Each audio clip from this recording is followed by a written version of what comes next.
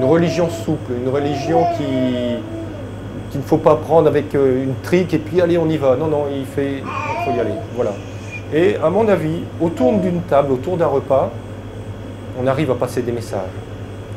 Et puis alors, ce qui est bien aussi, c'est que quand l'heure de la prière arrive, on leur dit excusez-nous, mais là c'est la prière, on va faire la prière, on revient. Donc ça les surprend. Je pense que c'est un bon moyen de communication pour, on va dire, les croyants et les non-croyants.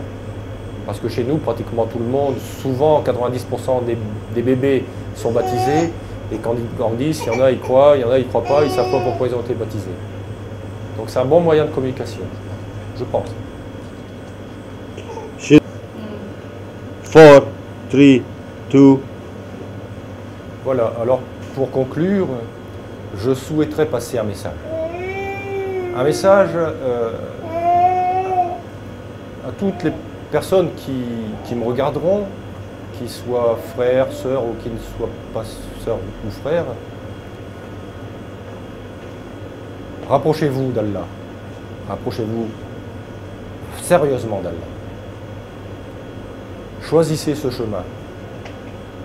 Allez à la prière. Ayez des amis musulmans à vos côtés. Respectez vos frères et sœurs. Aidez-les s'ils sont dans le besoin. Dites-leur que dans leur prière, ils peuvent réciter la prière comme elle doit être dite, mais demandez également à Allah qui vous apporte la force dans les choses où vous avez du mal. Demandez. Demandez, Allah vous donnera. Et avancez dans ce chemin qui est face à vous. Le chemin qui a été tracé par Allah. Ce n'est pas un chemin qui est à gauche ou un chemin qui est à droite avec des cul-de-sac. Parce que dans notre monde, il n'y a pas que la prière, Allah et tout.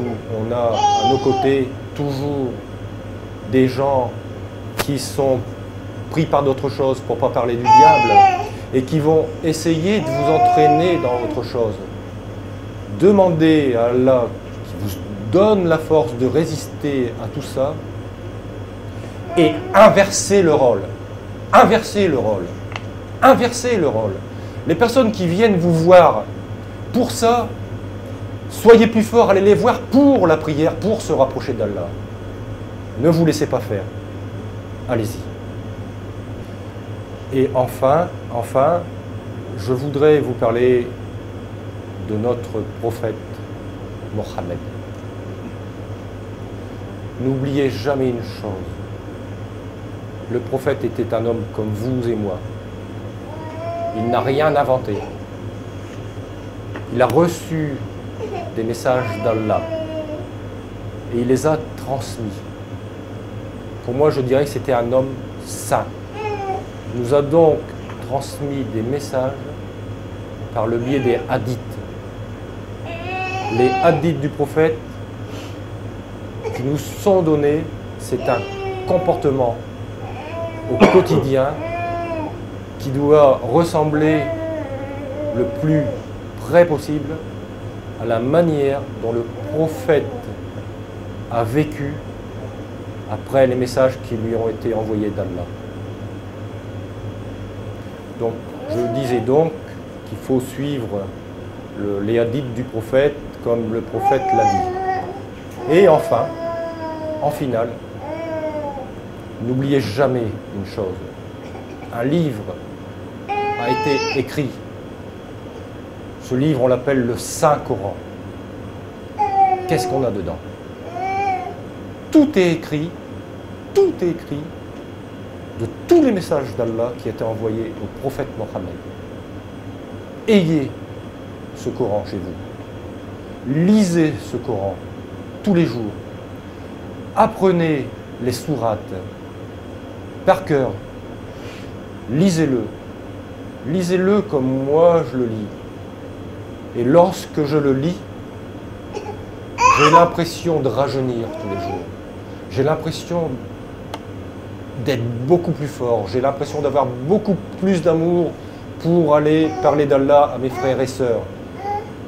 Et lorsque je le lis, je me sens vraiment bien dans ma peau.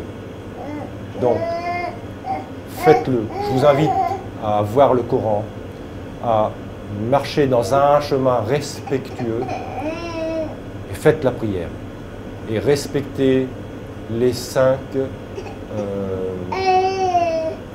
piliers de l'islam. C'est quelque chose de très important. C'est la dernière. Et surtout, ce qui est très important, nous sommes nés un jour, Dieu nous a créés, mais il ne nous a pas créés pour l'éternité. Nous allons tous mourir un jour, sachez-le, nous allons tous mourir un jour. Et lorsque nous allons mourir, nous avons une chose à savoir, c'est qu'on peut soit aller en enfer, soit aller vers Allah. Pour mériter, si on est musulman, pour mériter ce cadeau d'Allah, je vais dire, eh bien, qui s'appelle le paradis, eh bien, respectez le Coran, le livre, le Saint-Coran, lisez-le, rapprochez-vous d'Allah. Lire, c'est aussi pratiquer. Pratiquer la religion, pratiquer la prière, mais pratiquer au jour le jour envers vos concitoyens. Si Allah vous dit dans le Coran, tu dois faire ci, tu dois faire cela, pour ton voisin, fais ci, fais ça pour ton voisin. Et si un jour tu penses avoir fait une faute, tu demandes à Allah si tu as bien fait les choses. Et si toi tu penses que tu les as mal fait, demande à Allah qui te pardonne.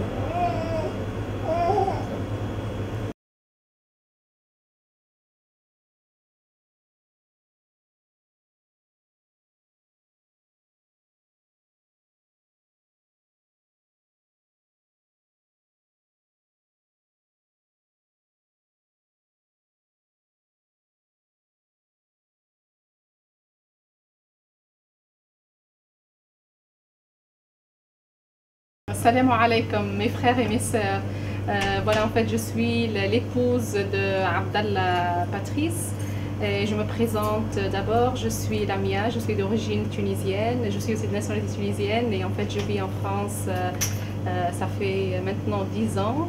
Et voilà, et j'ai rencontré Abdallah et alhamdoulilah, il s'est converti à l'islam. Et on a un petit garçon qui s'appelle Hamza. Et voilà, on a une vie de couple, on essaye de pratiquer notre islam en paix comme on peut et voilà, et on fait des sacrifices, on essaie de faire des sacrifices, on essaie de faire des efforts, alhamdoulilah. C'est pas toujours facile, mais quand même, voilà, alhamdoulilah, on arrive avec la volonté d'Allah. Et le caractère de mon époux, voilà, c'est un homme très très sensible, on va dire, et un homme quand même assez fort, alhamdoulilah, grâce à Allah. Et voilà, il est très attaché à l'islam, il est très attaché à sa famille aussi. Voilà, il sacrifie beaucoup pour sa famille, il essaye de tout faire pour que sa famille soit heureuse. Et voilà, alhamdoulilah, tout ce que mon souhait en fait, que tous les couples et tous les musulmans essayent de faire de leur mieux pour que tous on puisse un jour se retrouver ensemble, Inch'Allah, si Allah le veut bien. On se retrouve tous au paradis, Inch'Allah, avec notre prophète Mohammed et qu'on pratique notre sunnah.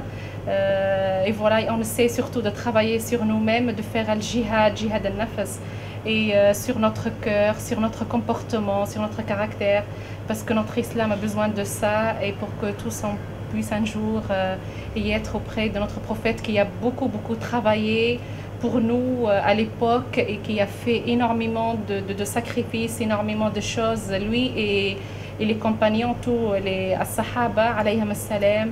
Et en fait, voilà, notre islam est tellement beau, notre islam. Il faut vraiment qu'on travaille pour ça parce que ça mérite.